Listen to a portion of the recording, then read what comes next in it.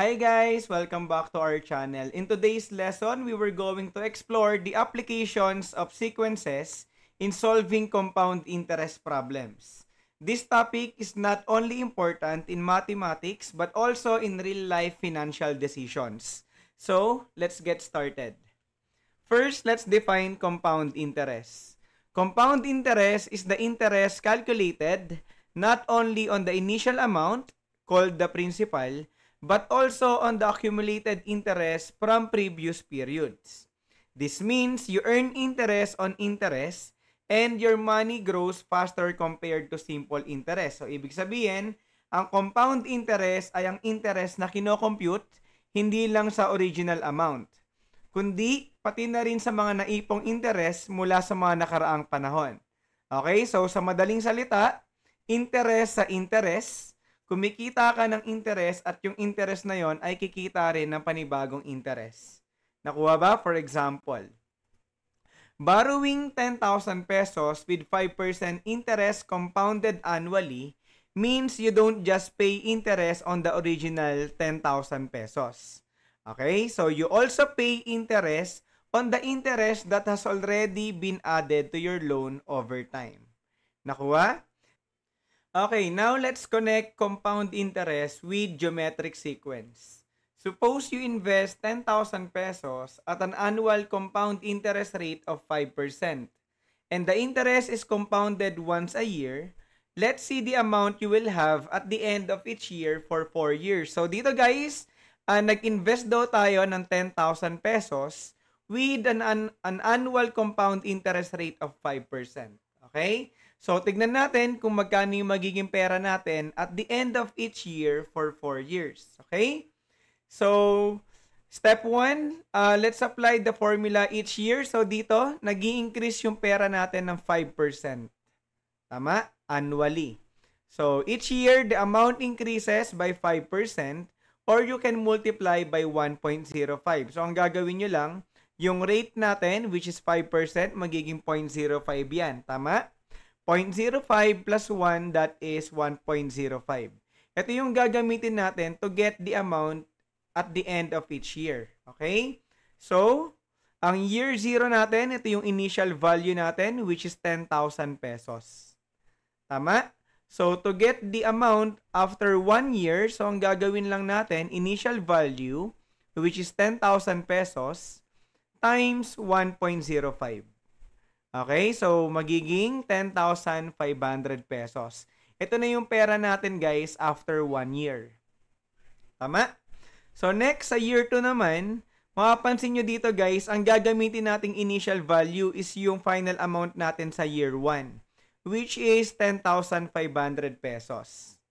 Okay, so ganito yung ginagawa sa compound interest. Kasama na yung interest sa year 1, sa kukumputin nating interest sa year 2.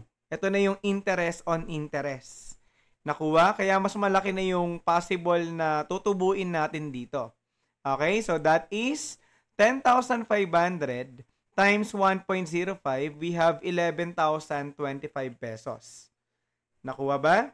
So, sa year 3 natin, ang gagamitin na natin yung 11,025. Okay? And then, times 1.05. That is 11,576 pesos and 25 centavos. Okay, so kung mapapansin nyo dito guys, yung interest na tinutubo natin is pataas din ng pataas. Tama? So sa year 4 natin, 11,576.25, ito na yung gagamitin yung initial value, times 1.05, so we have 12,155 pesos and 0.06 centavos. Nakuha ba guys kung paano natin kinuha yung mga amount after each year, no? Sa loob ng 4 na taon. So, ang step 2 natin represent as a geometric sequence. Yung mga value dito guys, it follows the geometric sequence, no? Yung 10,500, 11,025, 11,576.25, 12,155.06, it represents a geometric sequence. Okay? Kung saan yung A sub 1 natin will be 10,500 pesos, with the common ratio. Okay, ito yung ratio natin, which is 1.05. Okay, so naintindihan ba yung connections between compound interest and geometric sequence? So, ibig sabihin pala guys, kapag ang problem natin is compound interest, pwede natin siyang applyan ng mga formulas natin in geometric sequence. Tama? So, now let's explore compound interest. We have conversion or interest period, no? So, yung conversion period, guys, usually ginagamit to kapag yung problem natin is compound interest. Okay, ano bang ibig sabihin yan? It is the time between successive conversions of interest, no? So, ang conversion period natin, we have 4. We have annually, semi-annually, quarterly, and monthly. Okay? So, kapag ang conversion period natin is annually, ang compounding frequency niyan is 1 a year. Ibig sabihin, 1 per year lang yung ating N. Okay? Yung frequency of conversion. Nakuha ba? Sa semi-annually naman, we have every 6 months. Ibig sabihin, ang frequency of conversion natin is 2. Tama? Since meron tayong 6 months sa loob ng isang taon. Okay? Sa quarterly naman, that is, ang compounding frequency niya is every 3 months. So, that is 4 per year. Tama? Ito yung frequency of conversions natin. Nakukuha ba? Sa monthly naman, which is compounding frequency natin is every month. So, ang N value natin dyan is 12. Okay? So, pag sinabi nating N value, that is the frequency of conversion. The number of conversion periods in 1 year. Okay? So, dapat ma-memorize nyo itong 1, 2, 4, and 12. Okay? Madali lang naman siyang tandaan. Since connected naman yan dun sa ating mga conversion period. Okay, for example, if an account earns 5% annual interest compounded quarterly, so ibig sabihin, yung kanyang frequency of conversion is 4 times a year. Tama? Since ang ginamit dito is quarterly, so pagka mamaya, pag pina-identify ko yung frequency of conversion natin, kapag ka quarterly, that is 4 times a year, or 4. Nakuha? So, let's proceed to our example number 1. So, 3,000 pesos is placed in an account at 5% interest compounded quarterly for 5 years. So, how much is in the account at the end of 5 years? So, dito guys, ang pinapakuha sa atin is yung final amount ng account natin at the end of 5 years. Tama? So, solve natin. So, syempre, first variable natin is the A sub N, which is the amount in the account. Okay? Ito yung laman ng account natin, yung pera. Nakuha ba? So, step 1, let's identify the given values. Unahin natin yung conversion periods. No? So, sabi dito, 3,000 pesos is placed in an account at 5% interest compounded quarterly. Ayan. So, sabi dyan, quarterly, ibig sabihin, ang frequency of conversion natin is 4. Tama? And then, that is for 5 years. So, ang gagawin nyo, to solve for N, that is 5 times 4. Yung 5, ito yung number of years, which is 5. Times 4, ito naman yung frequency of conversion. No? Quarterly, ibig sabihin, that is 4 per year. Tama? So, 5 times 4, we have 20 conversion periods. Okay, ito ngayon guys yung value ng N natin, 20. So meaning, ang pinapahanap sa ating amount is yung A sub 20. Tama? Yung pang 20 sa ating geometric sequence. Okay? So now let's solve for R. Ang R naman natin is nako-compute using the formula 1 plus, lagi tayong plus dito since increasing yung ating pera, no? So 1 plus 0.05, ito yung rate natin guys, yung 5%. So this time, bakit tayo nag-divide ng 4? Kasi nga, yung 5% natin is compounded quarterly. So hahatiin natin yung 5% into 4. Okay? So 0.05 divided by 4, then plus 1, ang sagot natin doon is 1.0125. Nakuha ba? So, ito na ngayon guys yung ating common ratio, no? We have 1.0125. Now, get natin or kunin natin yung a sub 1, yung first term natin. So, to get the first term, ang gagamitin natin dito is yung value after 1 conversion period. Okay? O yung 1 quarter. So, ibig sabihin, gamitin mo yung initial value natin na 3,000 pesos times natin dun sa rate, sa R, that is 1.0125.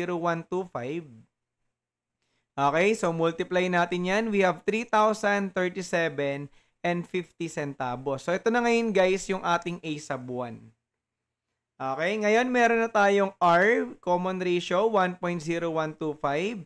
And a sub 1 which is 3,037 and 50 centavos. At saka yung N natin, yung conversion period, no? So, ang pinapahanap yung a sub 20. Okay? So, let's substitute the values to the formula. So, ang gagamitin nating formula is yung nth term ng geometric sequence. Okay? So, since compound interest to, so we will use the the geometric sequence formula. Tama? Yung a sub n equals a sub 1 times r raised to n minus 1. Okay, so substitute natin yung mga nakuha nating values. A sub n, that is a sub 20, equals a sub 1. So, ang a sub 1 natin, that is 3,037.50 times r. So, ang r natin, we have 1.0125. Tama? Raised to n minus 1. So, ang n natin dito is 20.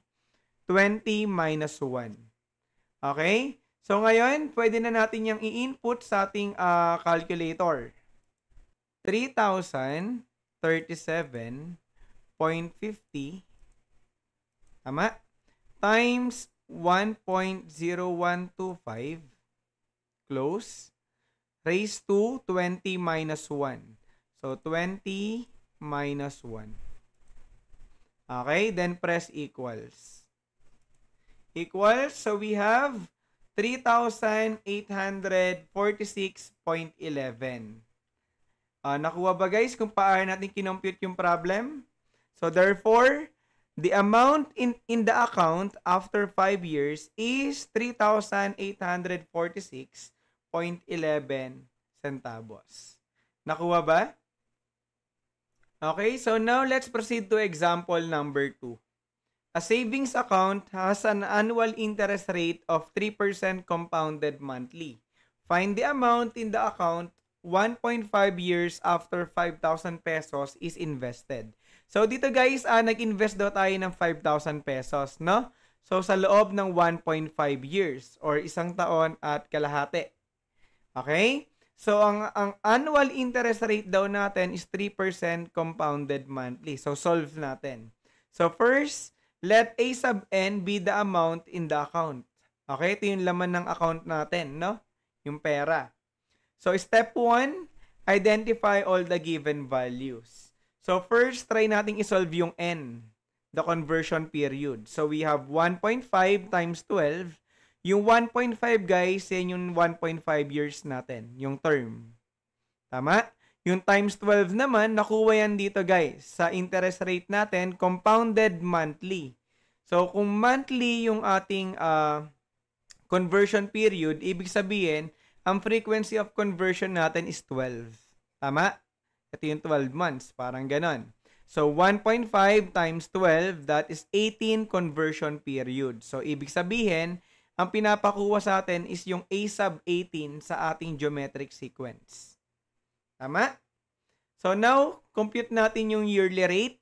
So, ang R natin is equal to 1 plus 0.03. Yung 0.03, guys, ito yung 3% natin, no?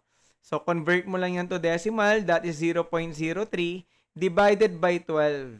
Bakit tayo nag-divide ng 12? Kasi nga, si 3% is compounded monthly. So, hahatiin natin yan sa 12. Tama? So, 0.03 divided by 12 plus 1. So, ang yearly rate natin is 1.0025.